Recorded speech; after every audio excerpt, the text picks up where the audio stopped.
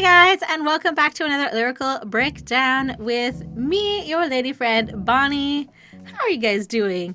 I'm doing pretty good. Yeah, there's also a cat in this room. Just disclaimer. So she may be meowing or harassing me or jumping on the table or a million other things. So if you see her, it's a cat. Anyways, so welcome to the lyrical breakdown. I hope you guys are doing well. So yeah, this is my choice this week. For anybody who's interested, this is like some random choice that I always pick. And I came across this song, and I don't know. I felt something from it, and I thought it's not really like too much to break down, but it's more just like the discussion and that I think that it's interesting and that it's always like important to discuss, situations that people have to go through in different circumstances, and maybe to even learn a couple of lessons. So this week I am doing True Story by Burden. And this song came out September 26, 2018, so not that long ago, a few months ago. I did try reaching out to him to see if I could ask him a few questions or something, just because it is so difficult to find. Because I think he's either like a relatively newish rapper, and he doesn't necessarily have like the hugest following quite yet. But I still thought that this song was very meaningful, and I wanted to talk about it. And like the music video for it is very like descriptive of the entire story of like what's going on in the song. So yeah, and I think, and like I said, it was difficult to find any like too much information about him. Like I really had to dig for like days to like see if I could even find like what his full name is, or if I could find like, I did find out what his full name is. It's Kenneth Clyde Bartell, and I found like some information that like led me to believe he was from Florida, and I'm pretty certain that he's from Florida, but then I saw elsewhere that he was from LA. I don't know. I think he's from Florida. Let's just go with that. And I think he's about 29 years old. So that's pretty much all the information I was able to find on him, besides the fact that he was in jail for, I believe, 3 years for the song that we're about to hear all about. So enough about me rambling, and I'll get to all like the Patreon stuff at the end. I'm not an expert, guys, so this is just like your like warning now. I'm not an expert, but I'm gonna break down the song anyways because there's no stopping me. So let's give the song a little bit of a listen, and then we can get into it. Like this, no, so me and him were homies, like everyday homies, like wake up. All right, so we're just going to get right on into this, and the song starts like this. I got these memories of when I was only 8, bedroom door was locked, my mom was getting beat and screaming rape. Kenny, open the door, I want to, but I can't, in her boyfriend's trailer in the living room, his roommate doing crank. What the fuck are you doing? My mom is trying to help, my mom was crying for help. That's when I learned what a coward was, something I never felt. I dialed 911 and I left the phone by itself. So right away, like from the very beginning, you're like, oof, this is going to be a story. And so he's kind of telling about these memories that he's had.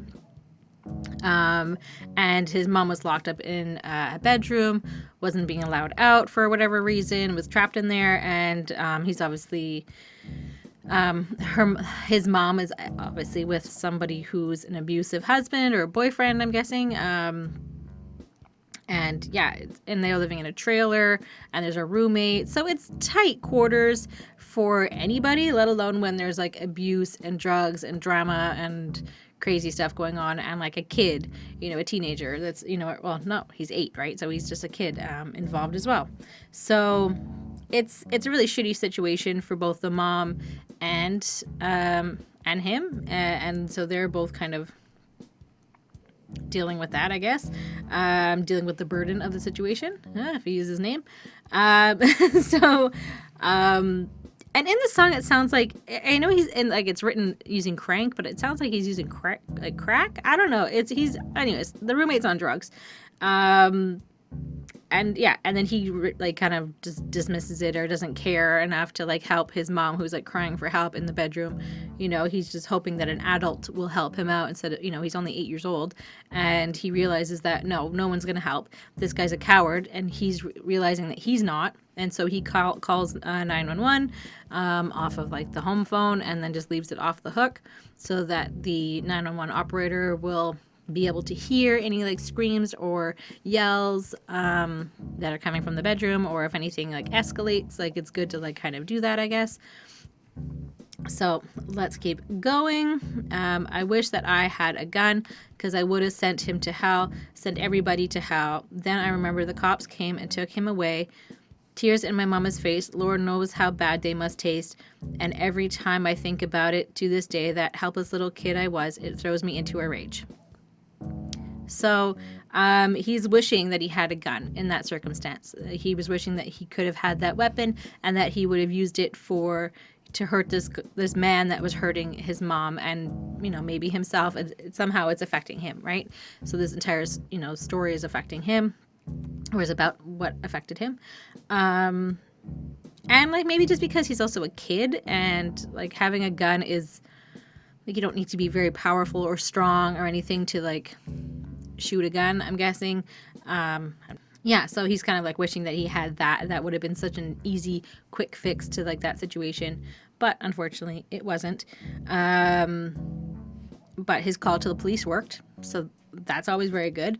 And they showed up and took this guy away, and he went to prison. And I think he's just kind of like reflecting back, and he's like, I should have done more. Like, but you were only 8, like you can't feel guilty for something that you couldn't have done, or you can't have done something differently. It's you're 8 years old, you can do what you can do, and that's pretty much it. So let's keep going. Spoke to my pops when I was 5 on the phone. I ain't know him as dad, so I called him Clyde. Guess me calling him by his name, it must have hurt his pride. All I heard was click, and that's the last I heard of him in life. But that ain't crazy. 14, was on probation, having suicidal thoughts, and this voice, it came from Satan, had a rope tied around a branch my puppy used to play with. So his first memory of his father, when he was, he talks about when he was 5 years old, he called him on the phone. He didn't have the relationship where he would be like, daddy, like he just didn't have that relationship if he's only speaking to him for the first time at 5 years old, right? So he calls him Clyde. I know, all the jokes, Bonnie and Clyde, ha ha ha, I've heard them all. But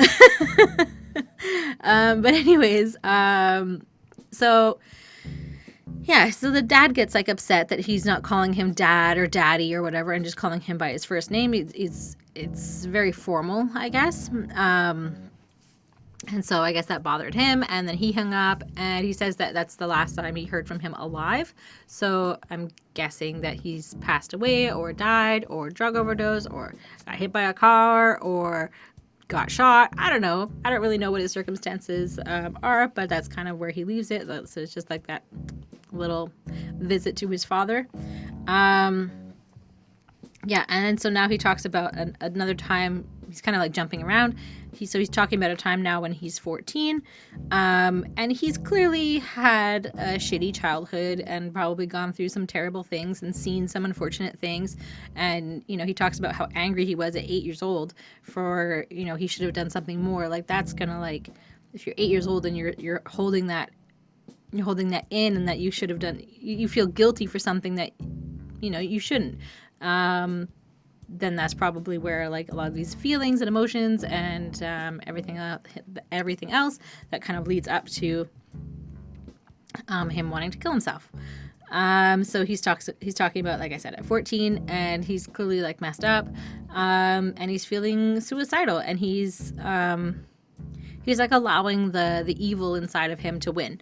And I think that's when like you're it's bad news, right? Like, I'm guessing, like, he's kind of saying like it was the voice from Satan. So he's feeling so evil, so bad, and he's kind of like, kind of with like the devil on his shoulder a little bit, just saying like, oh, do it, just kill yourself.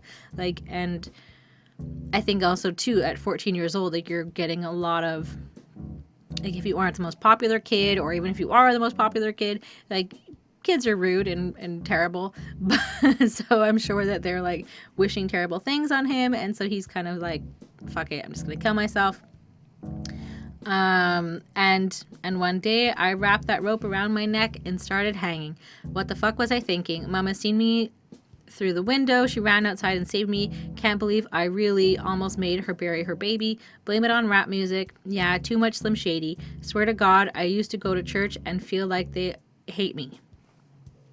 So he goes to kill himself, and he does it. He puts the, just like, even like imagining, just like, even if you don't end up killing yourself, like just like that act is like pretty symbolic, like that you're hanging, just like everything. And anyways, so thank goodness that his mom saw him from like the window wherever they were living, and so he was probably doing this outside. And in the music video, it is kind of like, it looks like he's maybe hanging himself like by like a garage or something like that, so it is like an outside space. Yeah, so thank goodness that she was there, and he kind of looks back and is like, I can't believe I almost did this, and I almost did this to you.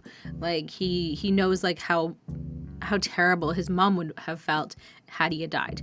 And I think that that's kind of like, that's a good revelation to have, like to realize that, like, when you didn't kill yourself. And then he kind of blames it on like rap music, like this behavior, and I'm like, I don't think that's it. Like, and especially like when you're looking at this entire story, and he's like, oh well, it's an easy fix. He doesn't want to maybe deal with like the actual real issues in his life, and so he's like, oh yeah, it was the rap music. Rap music made me do it. When really, it wasn't. It was, all of these terrible things that you experienced as a kid, and these, shitty situations that you were put in, and like these hard choices you had to make as a kid, so it's never fun. So that's that. So, and he also talks about that he used to go to church as well, and that he didn't really feel like he fit in, and maybe just because like they seemed maybe so pure and happy or something, and he didn't feel like that. He felt like ostracized and like dirty, and these are like my words, not his, but like I would assume that that's kind of how you feel, like you don't fit in with like these like good people when you're feeling so low and terrible. So it makes sense. But none of that was awful as the night I lost Austin. It's been so fucking long. I never put this in a song like this. No, I never thought I'd break it down like this. No. So me and him were homies, like everyday homies, like wake up in the morning, probably calling, coming over, like, damn, we need some come up, like, damn, we need some money, like, hustle. Things were finally going right until the night I seen my dog die. So basically he says like all of like these terrible situations that he was in, and like all of these things that he's seen, and like how awful he felt growing up and everything, nothing compared to the moment where he lost his best friend, and Austin is his friend. And like, he's just kind of like, I can't even believe I'm singing about this. Like right now he's kind of like, he didn't think that he would ever be able to like open up and like talk about it openly and publicly, and discuss all of his emotions. He's obviously was very like closed and shallow. Well, not shallow, but like he was closed off and didn't want to talk about it, which is fine. Like, I mean, it's you should be able to talk about things in your life, but if you can't, then at one point you will, and it'll help, I think, hopefully. So he's kind of describing that these guys were like best friends, used to hang out like every single day. We used to call each other like as soon as you woke up, like those like bosom buddies, I think it is like the expression, and like just where people just hang out and just love each other and hang out all the time and can't get enough of each other, and are just like brothers essentially, and or sisters or whatever, but like in this case it's brothers. And so they were hustling, they were trying to make money, they were striving to do better than what they were, and and then shit went down. So let's find out exactly what happened. So yeah, about a foot away from me, brains blowed all over the wall, man. You couldn't imagine this shit. But listen, look, just a couple of jits, couple of guns, right? Just fucking around, fucking with one, right? 12 gauge. We ain't no. It was loaded. Suddenly it went off and the barrel exploded. I started screaming your name, but you're dead and I know it. The slug entered your brain and the blood just kept pouring. To me, this is a memory. To them, it's just horror. I ran outside, I called the police, and I just stood on the porch. So, really, really, really terrible situation here. So he was very, very close to him, like physically. He was in the same space. Maybe they were like across from the table or sitting, in a living room or something like that, close by to one another. Like I said, in the music video, it seems like they're in like a living room or something like that. They're both kind of just sitting at chairs and they're just like goofing around as guys do. And they're both kind of playing with guns. And I think this is like, what stands out is that like guns should just never, just like assume that all guns are loaded. Whenever you see a gun, I don't care if it's like one from like, the very first gun that was ever invented, like, and it could, it's not going to shoot anything more than, anyways, I don't know anything specs about guns, but I would just assume that all guns are loaded. I would never handle a gun thinking that it couldn't kill me. Like, and I think that that's kind of like the message here, is that he's like really, well, I mean, that's the message I'm taking from here. Anyways, so he's obviously telling the story about where they're kind of fucking around with this gun. And then and like I said, to refer back to the music video, he goes to kind of hand the gun to his friend and it shoots him in the head. And so obviously like this was not done on purpose. This is his best friend. He didn't want to, do anything to him. And then he like freaks out and yeah, because he shot him in the head and like he knows he's dead. Like the moment he saw what he did and like how close of range he was and the blood and like the I don't know, the innards, your brain and everything like splashed all over like the wall. Like I don't think you can ever get that memory out of your head. And I think if you ever see something like that, I think that there's no coming back from that. You can't shoot someone's brain out and then just hope for the best. But yeah, so he knew what had happened, and so he calls 911 and then goes outside, and he can't even like bear to be in there anymore. He's just like, it's so gruesome, it's terrible, and he's just like heartbroken. Really, it's his best friend. So he says, I heard sirens, seen the lights, but I was numb. I didn't speak when they ran up, pulling their guns. I just dropped to my knees and started crying, said my best friend just died, and then pointed inside. Then, of course, when they questioned me, I lied, but at the end, I still got charged with manslaughter, homicide. I wish that I could tell you this is fiction, but it's not. Since I've been home from prison, music's the only thing I got. So he's basically in a daze when the cops show up. He's, obviously like in shock. He's gone into shock. And, so they kind of like run up to him.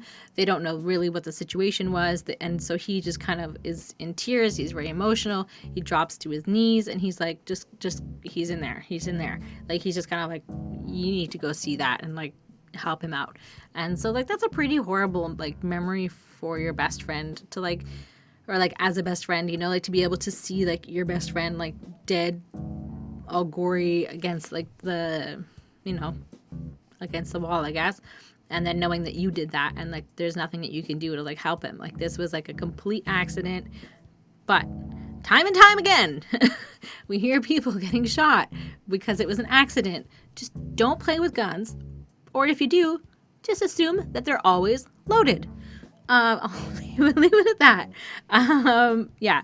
So he's just like upset and everything else. And then, when the police question him, he lies. He doesn't know what to say. There's no right answer. You can't say anything that's going to like fix the situation. And so he ends up getting manslaughter, and murder charge and getting arrested, I guess.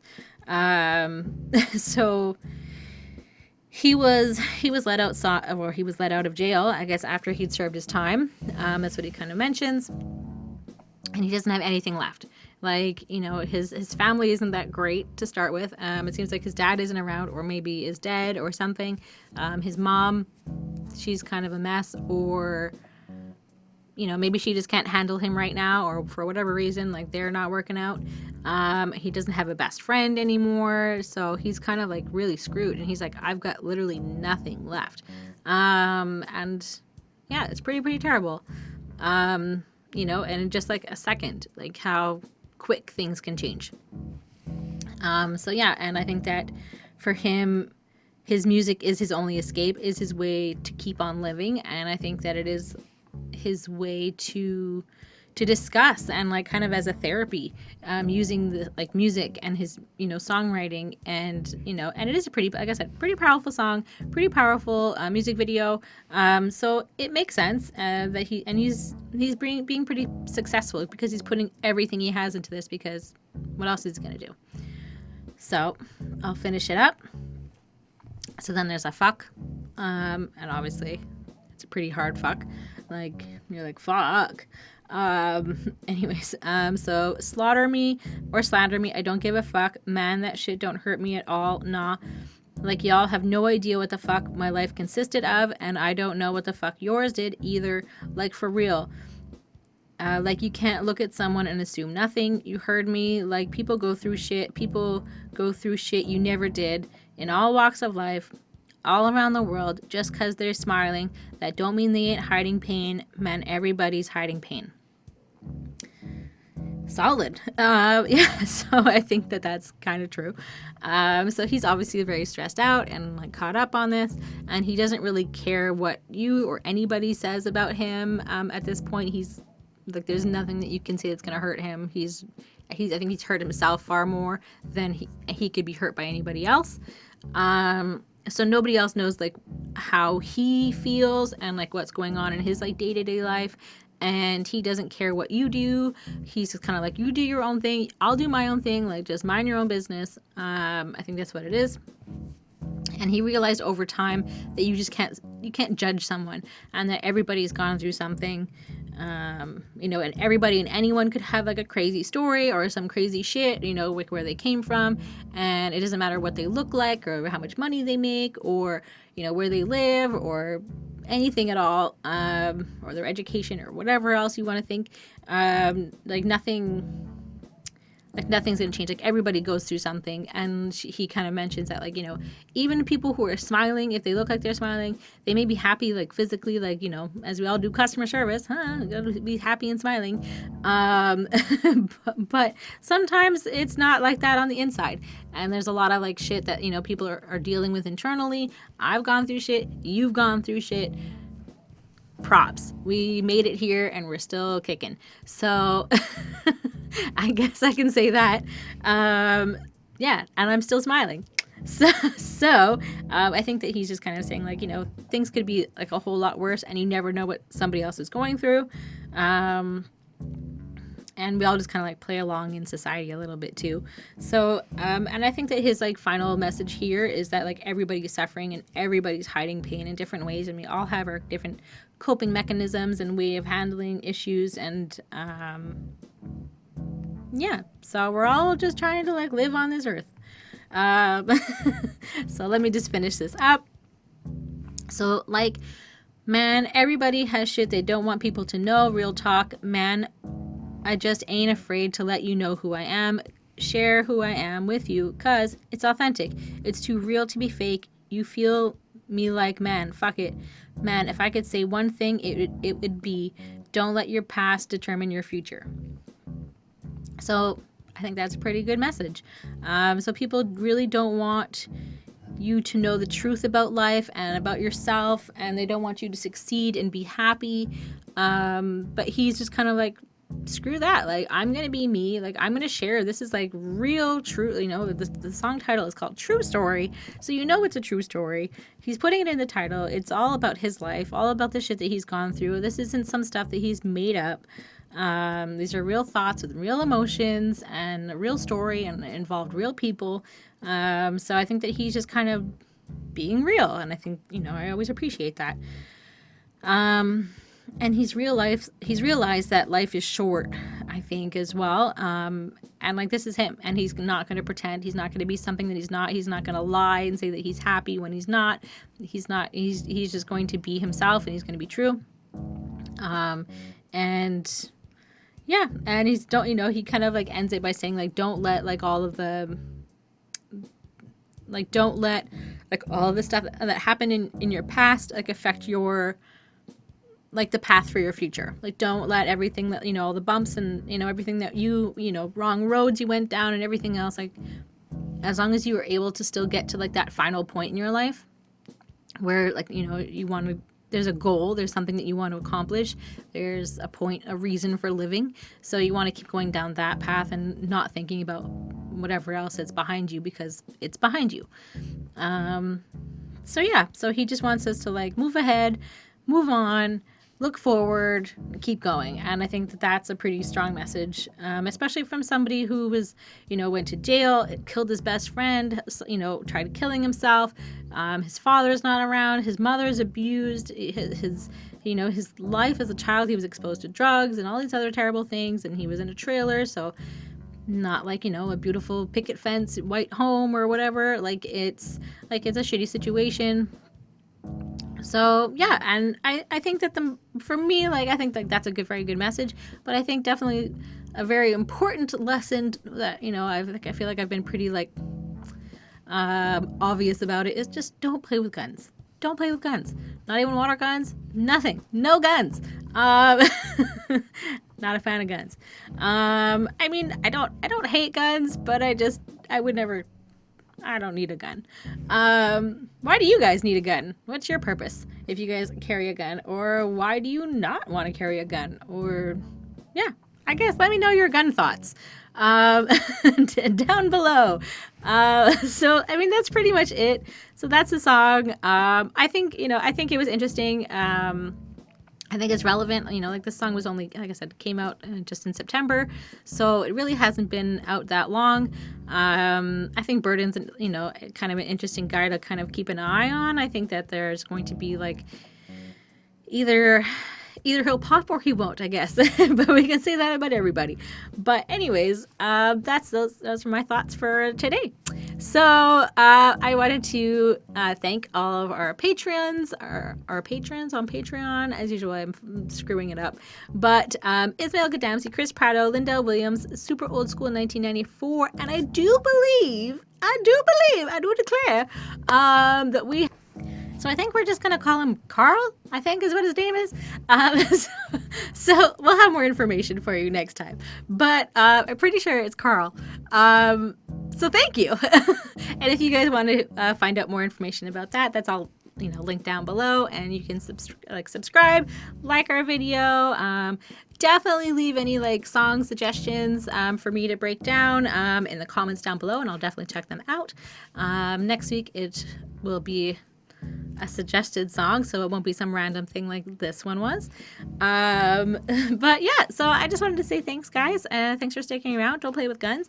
And I shouldn't even point I feel like, no. Anyways, now I'm going too far. But anyways, I hope you have a great week and stay warm or stay cool wherever you guys are.